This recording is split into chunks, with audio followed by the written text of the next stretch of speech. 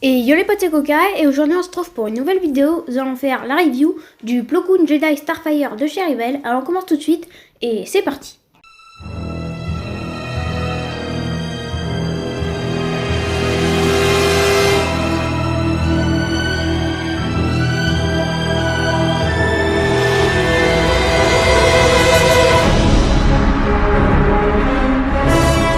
Construit par QAT System Hunger-Knight, cet intercepteur léger Delta 7B Aether Spirit, appelé Lame de Dorin dans Star Wars The Force Collection, appartenant au maître Jedi Plo Koon et son droïde astromech et copilote R7D4.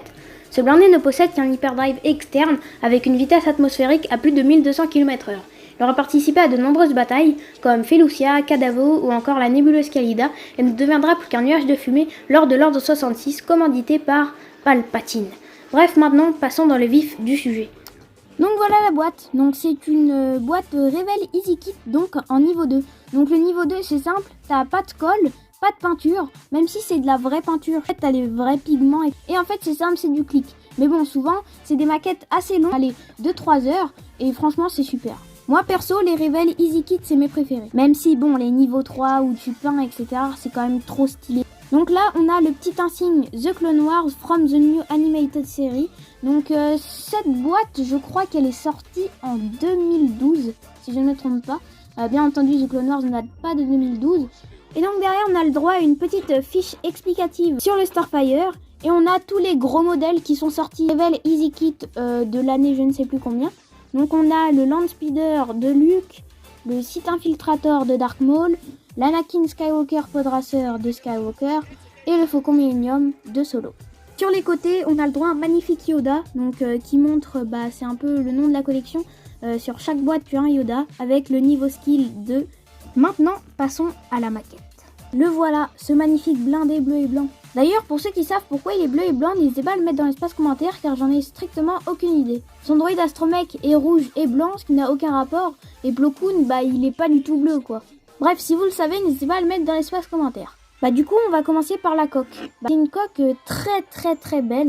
On a l'insigne ici de la République Galactique. On a même ici des aérations. Puis même derrière, il y a les mêmes détails. En fait, c'est incroyable. Ensuite, ici, on a les 4 canons laser.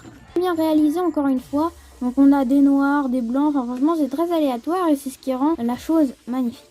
Pour poursuivre, on a son droïde astromech R7D4. C'est d'ailleurs grâce à lui que ce vaisseau, Lame de Dorin, ressemble autant à ça. Alors normalement, un Starfire, ça ressemble pas du tout à ça. Enfin, si, mais non.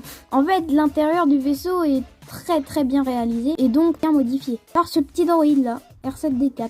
Donc en gros, c'est grâce à lui que Plo Koon a un des meilleurs Starfire de tout l'ordre Jedi. Ensuite, on a le présentoir. Très simple, classique de Revell. Ici, on a les trains d'atterrissage. Donc moi, j'ai choisi les trains d'atterrissage ouverts pour qu'ils puissent atterrir. Mais sinon, on pouvait enlever les trains d'atterrissage et les mettre en mode fermé.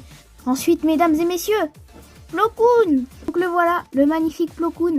Très bien réalisé, franchement. Sa tête, c'est clairement une tête de Plo Koon. Voilà, donc là, on a le tableau de bord. Donc c'est surtout là-dedans que R7D4 avait de grosses modifications. Ici, on a pour l'altitude, la vitesse, etc. On a ces pieds qui sont très bien calés et ils les ont fait au fond. Vous ne voyez pas la caméra, mais au fond, vraiment des pédales pour accélérer, etc. C'est vraiment stylé. Ensuite, ici, on a le siège, très bien réalisé, encore une fois, donc qui bouge. Du coup, voilà, ça fait très réaliste, surtout quand t'arrêtes fort, tu sais, Plo Koon, il fait ouah, du coup, là, voilà, moi, je trouve que c'est très réaliste. Au fond, on a l'aération, parce que bon, à l'intérieur, il doit faire chaud, du coup, je pense que ça doit être tout ce qui est clim, etc. Donc voilà la suite de la coque. Donc la coque est très stylée sur cet endroit. En fait, c'est vraiment comme un bout de cabine, vraiment une capsule posée sur un Starfire en fait. Et ici, une des choses les plus stylées de ce vaisseau, les réacteurs. Donc les voici, ils sont incroyablement beaux. Franchement, waouh. En plus, ils sont vraiment énormes. Voilà le réacteur, franchement incroyable.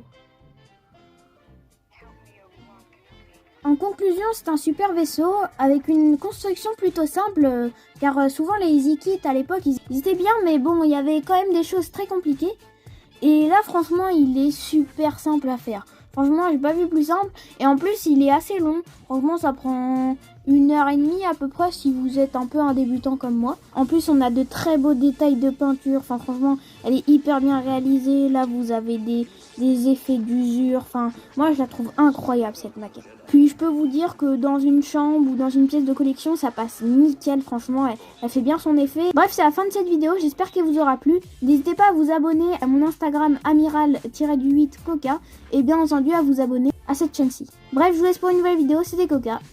Peace.